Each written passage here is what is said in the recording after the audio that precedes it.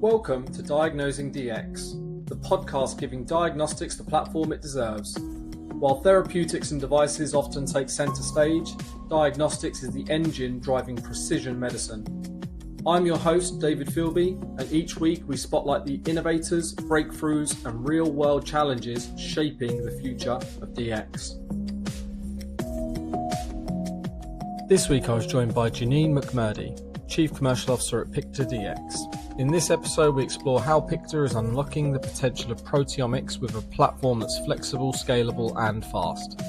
From her early days at Amgen and Ion Torrent to her insights on regulatory shifts and startup leadership, this one is packed with value.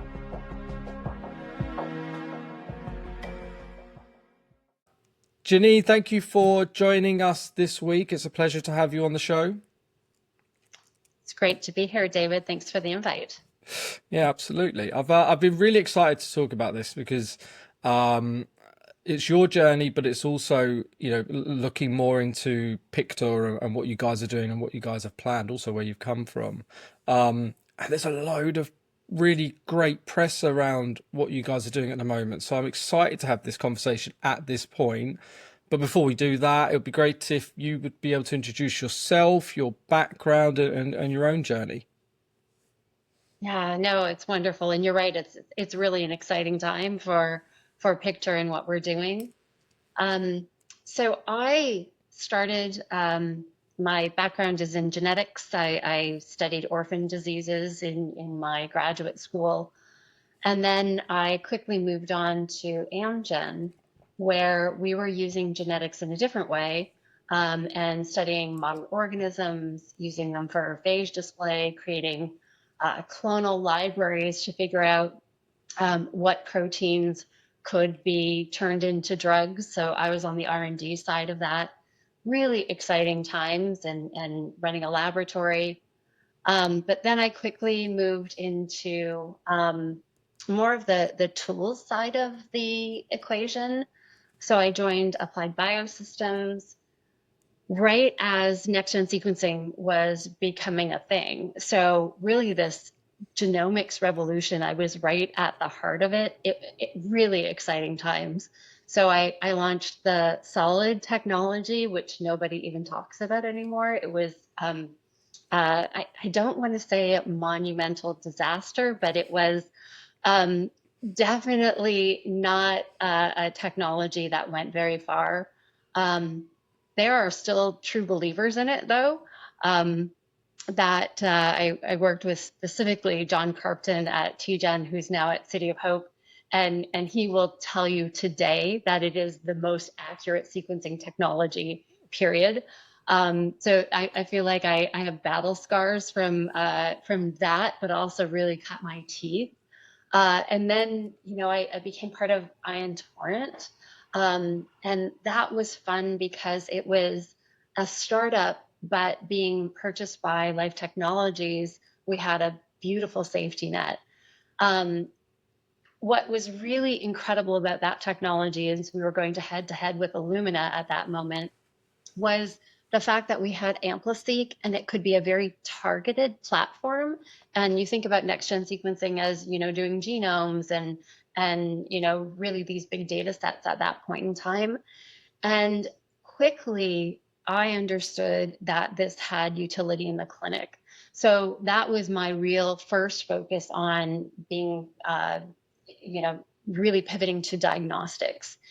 And understanding that there was this incredible potential for next-gen sequencing as a diagnostic in the clinic and could really look at a breadth of markers in one foul swoop and make clinical decision making easier was a heady time, right? So there was no market for this. We were developing it as we went, and finding visionaries out there on the other side was really critical, right? Because we were a tools provider and really engaging with the likes of Quest and Children's Hospital Los Angeles and LabCorp and to take the technology and make it relevant for the patient.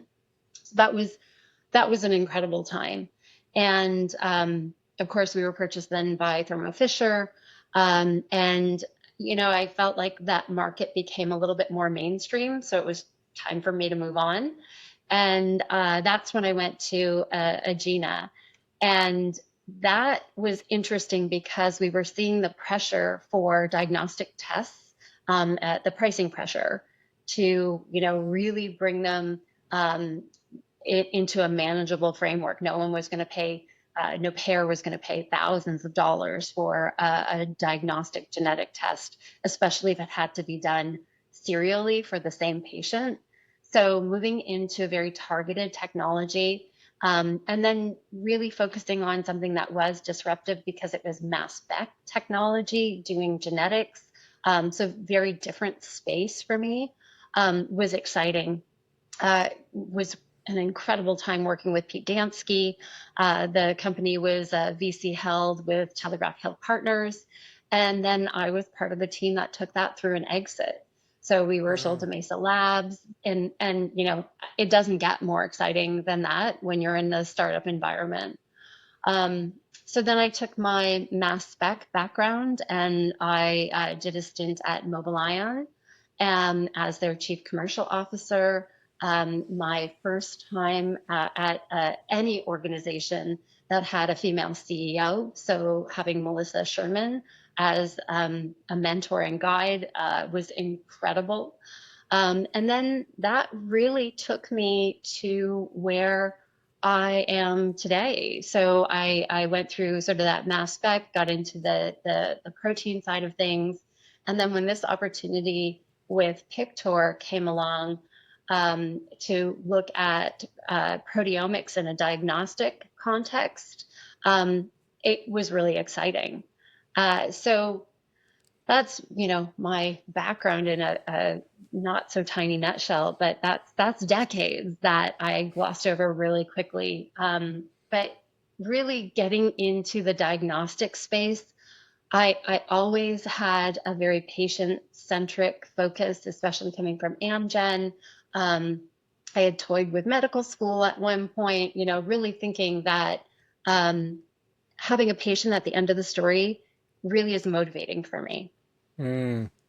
When did you thank you for that, Janine. That was awesome, by the way. But when did your career go from, because obviously you had this patient passion and scientific background, genetics background. When did you pivot into the commercial side of the industry, and why did you do that? Yeah, I think it was a bit of a leap of faith, actually. So I went into applied biosystems from Amgen. So that was really going to the tool provider side. I had deep ties to applied biosystems with the work that we were doing at Amgen and just watching the technology evolve, and looking for the next step in my career. I could have done that internally at Amgen, but this was sort of an exciting new frontier. I actually have my husband to thank. I worked with him at Amgen, and he really pushed me to do something different. Um, and I have a bit of the personality for the commercial side. I really enjoy talking to people and understanding what amazing things that they're doing, as well as it keeps it really fresh. Doing things, something different almost every day. When you're Mm. on the commercial side, you're pivoting between, at that point, it was academia and hospitals. And I also had the opportunity to be the liaison from Applied Biosystems on the genetic side to Latin America. So I did a lot of travel internationally. So it was really exciting, not just on the science front, but on the diversity of the projects and the people and the regions that I was supporting. Yeah. So you found a passion in the commercial side in terms of your own personal preference of the things you were exposed to, but also the ability to stay close to the science and patients. Exactly. Exactly. And I feel like that was my journey all along, was to figure out how to get closer to the patients. And I've always said the reason I put my feet on the floor in the morning is because, what I'm doing could potentially change the life, even if it's a one patient. That absolutely entices me to persevere through, whatever challenges may be out there. Quite a powerful value or principle to have in the commercial space, isn't it? If you're commercial leaders, and I'm sure obviously you've had commercial leaders work under you as well, if you can find them commercial leaders that the reason they get out of bed in the morning is the social impact they're having, or the impact on a patient population, that drives them, but they're also commercially minded and the right types of personality for that as a job function, that's pretty powerful. That's the sweet spot, isn't it? I really think so. And, I mean, I don't want to be under any illusion that we're not in this to be profitable and all of Sure. that. But I think that that can be really hollow if you don't have the true sense of purpose that underlies that. Yeah, absolutely. Yeah. Following that purpose. I mean, people. I mean, purpose comes up so much when talking to commercial leaders, and the people that struggle to find purpose, and they're wondering why they're not performing at work, or they're not happy, and it's that typically that lack of purpose. So true. So, proteomics. Before we get into Pictor specifically, um, give me the overview in terms of your exposure to proteomics and the space at the moment. What is proteomics and why is it exciting right now? And then we'll lead into Pictor. Yeah, well, I had alluded to the fact that I have, come through the genomics revolution, right? We went from um, not even having the human genome sequenced, and I think we're finally there. There were some holdout, very tough regions to actually get through. But the first genomes took decades, right? And now we're to the days point. And then we can mine that data for a variety of things, right? We can look at it whole populations and understand what the health implications are, or migration patterns are, et cetera. But we have got to the point where, you know, this is routine standard testing, right? We weren't there when I started my journey, right? This was all new and exciting and undiscovered. We're at a very similar place in proteomics. And proteomics is different because we think about genetics as being sort of the blueprint, and the proteome is, what does that code for? And the genome is relatively stable, other than the adaptive immune system. Your genome pretty much stays the same throughout the course of your life.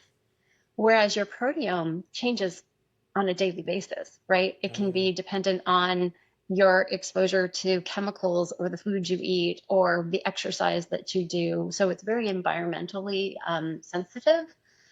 And we don't know much about the proteome. I mean, we are in this place where we're mining large data sets. So I feel like we are where we were a couple of decades ago with the genome, with the proteome, right? And then we are just discovering all the things that can be induced to make changes in your proteome, and what is positive, what's negative. So I feel like I'm in that same kind of very heady time as I was a couple of decades ago, in the genomic revolution. So we're just learning, how to mine the proteome, come up with diagnostics that matter, and get them in front of clinicians in order to have better treatment decision support. So I feel like I've played this movie before, but it's not quite the same, right? It's got some new twists and turns, and we don't know what the ending is. So it's really neat to be in this place again. Does your experience with the genomics revolution, does that give you, are you sort of seeing like trends and traits and you're going, hang on, we're onto something really special here and we're so early that, does it remind you, now that you have that experience behind you through your career, does it give you that sort of sense of, oh, this is something very exciting to be a part of? Uh, Definitely. I mean, there's definitely a bit of deja vu, but as I suggested, it's still a very different animal. Um, it's not one and done. You don't sequence your genome and then it's done. You don't, interrogate your proteome and say, oh, well, now I know all the different things. I do think that it's going to be so influential in, human longevity, in much further than just traditional diagnostics, right? Yes, it will help us determine treatment decision, which drugs to offer, dietary lifestyle changes for individuals. But I think it can also help us in this whole new trend of longevity and how excited everyone is about, what can we do? How can we make our lives better? How can we have a better lifespan?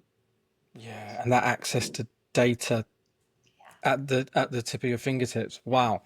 So let's talk about Pictor. If you could give us an introduction into the company, the science, and I guess you've joined recently yourself, so it'd be awesome to hear, why did you join? Why did you think that this is the place that you're going to invest, your time?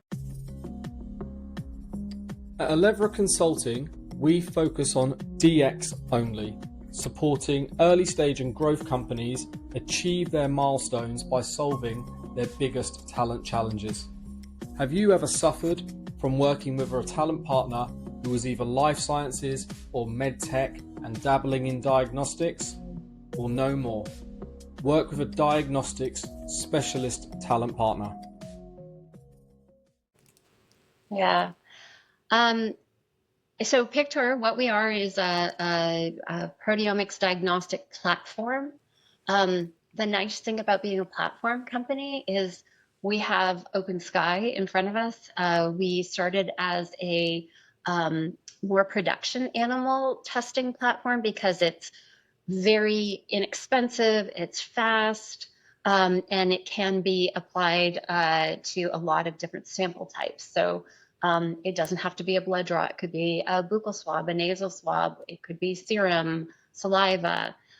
So, just having that capability of different sample types really opens up the opportunity for the type of testing that you can do. Um, but then, of course, it became also a human testing platform. So we have some tests for infectious disease, for inflammatory diseases, autoimmune diseases. Um, so, focus is really important for us, right? To make sure that we are proving out the technology. Um, but we have the assays, which is the wet lab portion. We have the reader that distinguishes the markers, and then the software that interprets the markers using AI. So we have a lot of great IP around the platform. And as I say, it has a lot of flexibility. So we talk about price, performance, and productivity are three tenants that can really change what has been sort of a traditional ELISA testing market.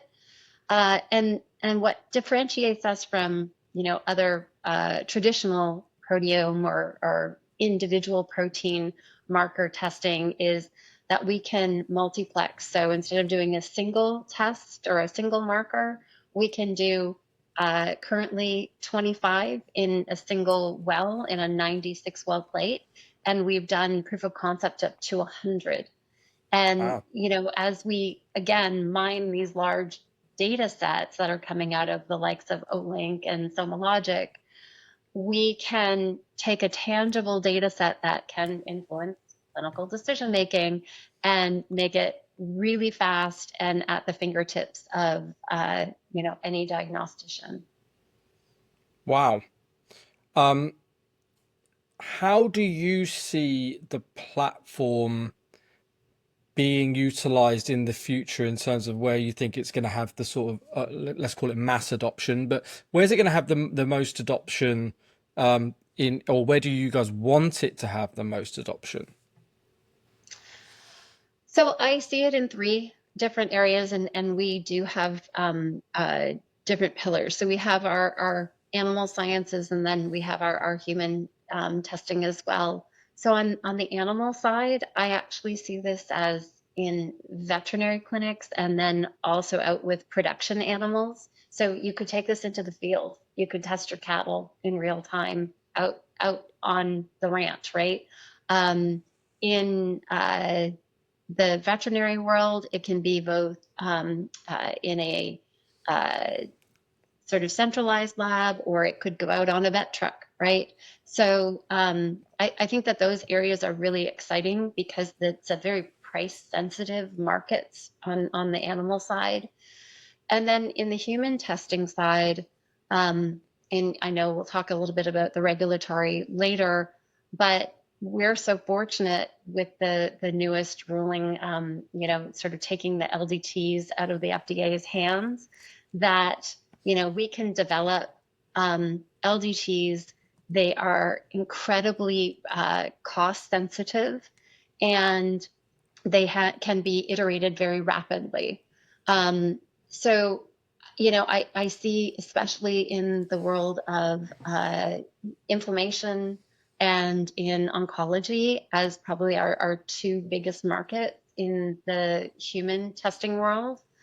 Um, but yeah, that's where I see us going. And again, it could be, I'd love to see this. We're not quite at the point of care turnaround time, but we have a way to get there. So, in the hospital at the bedside. That's super interesting. But with the cost sensitivity, what currently exists on the market, and is there a lack of access to this type of platform at the moment?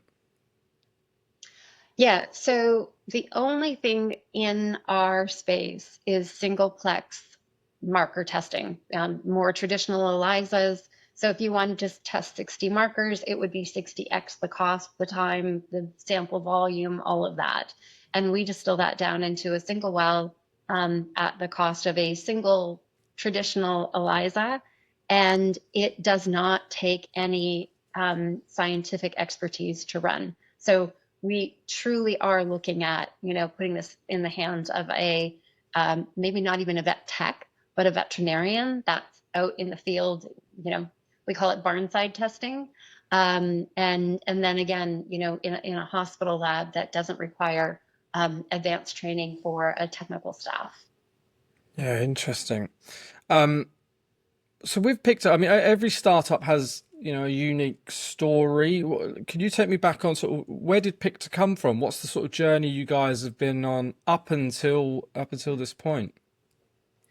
Right. So the company started in New Zealand, and if you think about New Zealand, more animals than people, right, in terms of production animals, and it was really in cattle testing, an unmet need, um, and then rapidly expanded to India.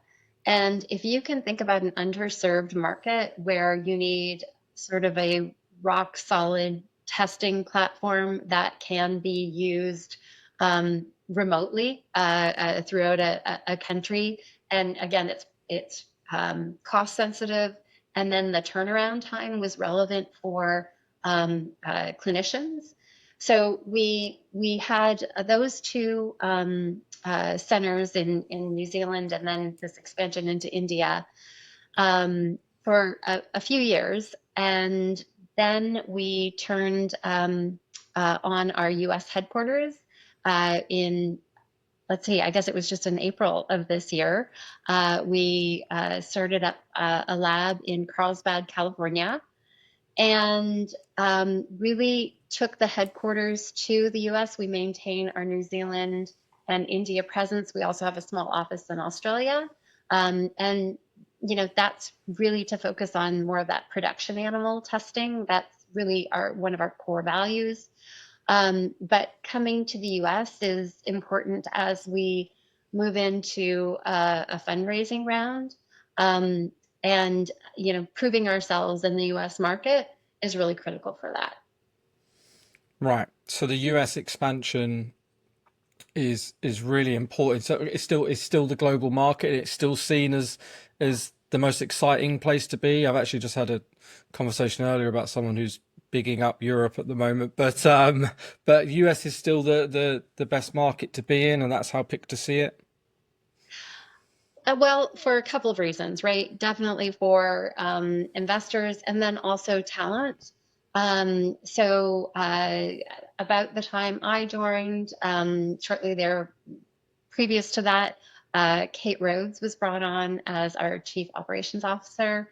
And, there's a big pool of talent. Our CEO is actually a native Californian. Oh, And so she really wanted to dive into that talent pool and leverage what the US has to offer. oh, that makes sense. And that takes me back to the question for yourself, Janine. What is it that got you really excited about Picture, and why, why did you make the decision to join? Yeah. So definitely, we touched on it. It's a platform that doesn't exist anywhere else, right? So in terms of a differentiated technology, it has, strong, as I said, price, performance, productivity opportunities to really be a proteomics platform that has relevance in the diagnostic community, whereas none of the other ones do today, really, especially with the flexibility that we have. Um, but probably the biggest factor was Jamie Platt, who is the CEO, and I have known her since my Ion Torrent days. So she was one of those visionaries that I alluded to when we saw the utility of the Ion Torrent platform in the clinic. And she was at Quest Diagnostics at that point and really understood how this could be a game changer. And even when her leadership didn't necessarily believe in her vision, she was able to show them how much utility that next gen sequencing could have if you had a focused, targeted panel, especially in the world of oncology in clinical decision support. Mm.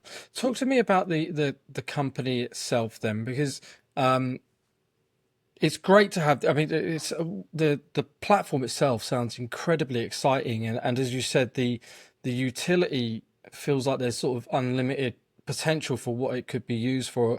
And correct me if I'm wrong. The future of proteomics sounds incredibly exciting when you talk about how much access people want to data and their own health and well-being. It just feels like everybody's just craving more and more at the moment, right? And the cadence of how you can get that.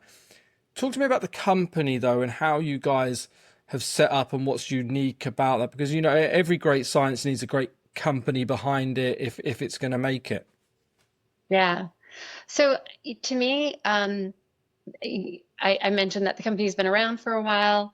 The real shift in coming to the US has allowed us to also shift our leadership team. So we're not 100% in the US, but um, we are a female leadership team with really deep experience.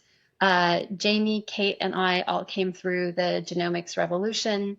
And we've done this before. We all have science backgrounds, but have done the commercial thing, which I think is so critical. Having scientists run a company can be problematic. But we all have, and I don't mean to offend anyone there. I just mean that you need the science balanced with a strong commercial strategic focus. Yeah. And the fact that Jamie's been through two exits. I have Mm. been through one. Kate has been through an exit.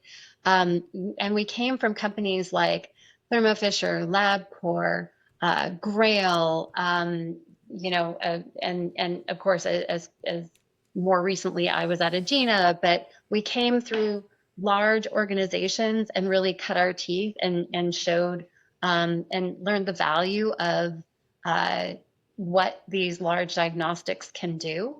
Um, and we're a team that we've known each other for decades. So I think I met Jamie in 2006. I've known Kate a similar amount of time. And even though we've never worked on a leadership team necessarily together, we've had these very strong strategic relationships Mm, with other companies, and we've worked together so well. And there's so much trust between us. And when you're in a startup environment, it's gritty, right? And yeah. and you have to roll up your sleeves, and no one ever says that's not my job, because that's not the people you want to work with, right? Because you have new challenges every single day, and you want to be with people that you trust who are going to roll up their sleeves and say, "We're going to figure out how to get this done." And again, I think this team has exactly that kind of grit, and we've also done it before. So we're tried and true. We know the relationships, and yeah, we're going to do it again. It's kind of exciting. That's awesome. Talk to me about this. The you mentioned the exit experience. What is it about going through an exit previously? What does that teach you about going back and doing it all again? Mhm. I think that really helps with the focus and dialing in the strategy. Uh, it's really more about what you're not going to do versus what you're going to do. Mm, It's being able to laser focus on what is critical to an organization, how you get that done, and how that aligns with both investors and potential acquirers. yeah. So it's strategic, but it's ultimately it's lessons learned. It's mistakes made previously that you all bring to the table and go, no, no, no, and try and create a more streamlined way forward rather than those having to make those same mistakes again. Yeah, you're presented along the way with lots of shiny objects that Right, can distract you. right. And it's again having that trust and that focus, and again with the team that knows one another so well, to be able to say, that's an interesting idea, but doesn't align with our strategy. It's going to suck these resources or take us away from our mission. So let's stay the course, right? So it's allowing to have those discussions, but having the discipline to stay on track. Now back to your earlier point in terms of the opportunities ahead for a platform product. Surely that's even more necessary in that those shiny opportunities or perceived shiny opportunities that could come along. It could be very easy to get distracted for the wrong leadership team in that journey, I imagine. Agreed. And I'm not saying that we aren't challenged with that every single day, but it is Right. again this the trust and the space that we have to have these conversations and really make sure that we're focusing on the right things. And that starts with the foundation of laying your strategy, right? And aligning on that as a team, getting the board to buy in, and then executing. So it's multiple pronged there, but again, it's having the tough conversations and really just holding everybody accountable. And as the chief commercial officer, you've firmly got your hands on those reins. You're the one that's going to be presented with a lot of interesting ideas along the way, I'm sure. 100%. And it is easy to get distracted because there are so many opportunities, but it's a matter of um, cutting the loss quickly, right? Exploring the opportunity. Does it make sense? What's the ROI? And, either saying, yep, we're going to do this, or, no, we table it for now, or we just cut it fully and move on. Yeah. You mentioned Yeah. you've launched your lab now in Southern California. How many people are you in the US now with the expansion this year? We have about a dozen. So Mm. we're not big, but it's a great team. We're able to handpick and really find those folks that have that kind of tenacity that is required to, you know, find these opportunities, manage the lab. We're building a manufacturing facility here in the U.S. So, it is nice to have the talent pool as well, right? So, especially being in Southern California, uh, scientists, and it's actually a really nice time to be attracting talent Yeah. as we have a bit of an uncertain economy, and there's a lot of um, flexibility in hiring right now. So I think it's a great opportunity for us to really dive into um, exceptional talent, and the fact that Kate, Jamie, and I all are in California and have these huge networks of individuals that we've been able to recruit and entice to come and work with us. And then it also allows us the flexibility to bring on, fractional employees and advisors to help us, refine our strategy and ensure that we're going to be successful. And with you guys having so much experience of having been there, done that before, what does that mean in terms of the culture that you intend, or I say intend, are creating now for an early stage startup, but one that's probably sounds like you're going to be running pretty quickly with your plan. So what does that mean to the sort of culture that you want to create now? I mean, it's a great question, and culture is not something that can be overlooked. Um, the I have to say, I've been involved in a lot of really large organizations that are um, predominantly male dominated, and this feels so different, right? There's a lot of inclusion and humility, integrity. I think that those are true tenets of our culture. But I keep using the word tenacity because that's what you need when you're part of a startup.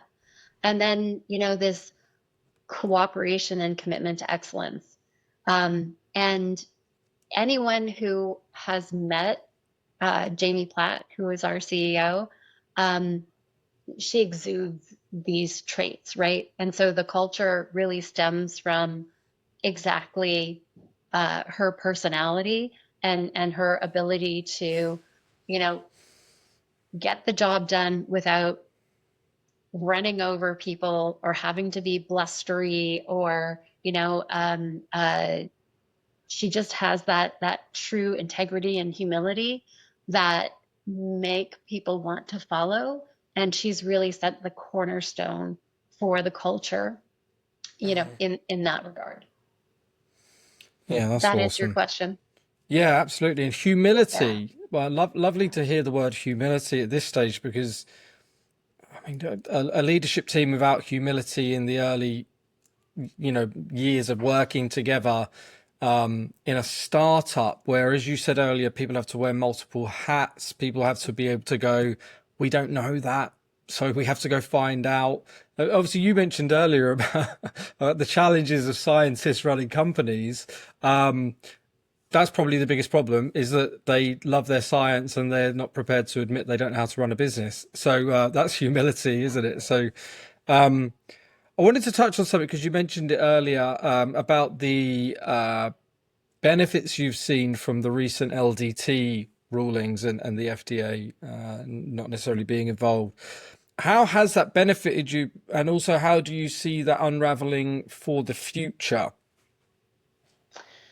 Yeah. So, it's helpful in that currently we are a RUO platform. We have had no thoughts about going to the FDA this early with a test. We want Yeah. to remain a platform company, and that allows the strategic partners that we work with to develop really a broad range of tests, right? And to be able to flex to a changing environment. And this is always the concern about an IVD is that it's static. And to iterate that um, comes with a huge regulatory hurdle versus an LDT that has a clinically viable marker can be brought online really quickly, right? And it can be added to and morphed as new evidence comes to light. So that is incredibly helpful. I'm not downplaying the need for IVD testing, especially when companion diagnostic or whatever is on label for a drug.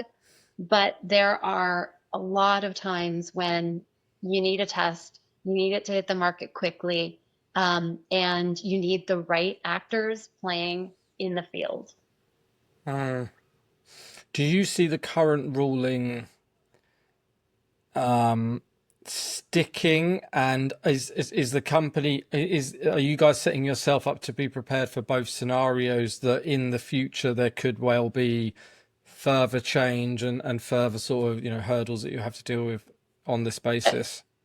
Of course, I mean, this ruling hadn't even come into play when we put our strategy in place to come to the US. Right. So we were ready to manage it with the FDA having oversight of LTTs. But I think one of the ways that we have mitigated our strategy, our risk here is with our strategy of having multiple pillars, right? So the animal health world, in production animals, its oversight is the USDA, but in companion animals, it doesn't have the same oversight as human testing does. There's a lot more flexibility there. It's a cash pay system. There isn't really pervasive pet insurance at this point. So, we have mitigated our risk and then also have the opportunity to potentially spin out parts of the business to be standalone. Yeah, interesting. You've mentioned the capital rate or the fundraise. Is that now that's complete? Round what? Am I right? Am I right in saying that? So we came to the US with some early funding. So this was Okay. more like seed for the new organization. So Right. that is complete, and now we're entering into a Series A. And so that is just getting fired up. And it's an exciting but also a trepidatious time to be doing that. But yes, so we're entering into a Series A round currently. How does the landscape feel for raising capital at the moment? Is it does it feel like, I mean, everyone knows it's it's widely discussed that it's not the greatest period to do, but how are you guys feeling about it and the ability to raise capital? Yeah. So we know there's money out there, right? There is, We yeah. know it's definitely harder to come by. Investors are really looking for things that are, especially when you're talking about a diagnostic platform, things that have been de-risked. They want to Mm. see validated data, and I feel very positive in that column. We have tests that are on the market. We have data. We have publications that are in the works. Um, the regulatory landscape with the new ruling actually is in our favor. So I think that that's a check in the column for us to have more successful round. And then the other part of that is having a real differentiated technology. And we do. So I think that it's favorable in an unfavorable climate, if that makes sense, that we're Yeah. kind of checking the boxes that investors are really looking for today. Mm. So, we are optimistic. We've had some very early interest and we're excited about that. So we'll have to see how it goes. But as I say, right now, optimistic and feel like we're checking all the boxes. That's good. Positive language around fundraising is refreshing. So I'm glad to hear that. And what are the sort of upcoming milestones that we should look out for from Pictor over the next 12, 24, 36 months? Yeah. Well, I think you're going to see some great announcements from us with strategic partnerships. Great. So we have a lot of relationships that are moving forward in both the animal and the human health space. So you'll be seeing that. As I say, we're looking to even speed the technology further and potentially be more relevant as a point of care platform. So, continued improvements to the platform, and then, of course, increasing the marker set from 25 that it is today up to potentially 100. So, truly differentiating ourselves in a proteomics market. Wow. Wow. A lot to look out for. That's super Yeah. exciting. Before we wrap this up, your objective outlook on the overall diagnostics and omics market at the moment, Janine, from your perspective, how are things looking for the rest of 2025? Yeah, well, if you think about healthcare decisions, 70% of them are made based on a diagnostic, and only 4% of our spend in healthcare is on diagnostics. So, one is low cost diagnostics are critical to that landscape. Two, we should be seeing more of an inflection of or infusion of dollars into that market. And if you've been reading about Amazon moving into the India market in diagnostics, there's a there. So I think there's some real positive signs that indicate, diagnostics is still in its infancy. Awesome. And I'm gonna ask you a follow-up question to that because I think it's super Yeah. interesting. The future of proteomics. Where do you think the advancements are within proteomics specifically? Yeah. Yeah, I really do think it is disease management, so both acute and chronic diseases, as well as the longevity and health span space.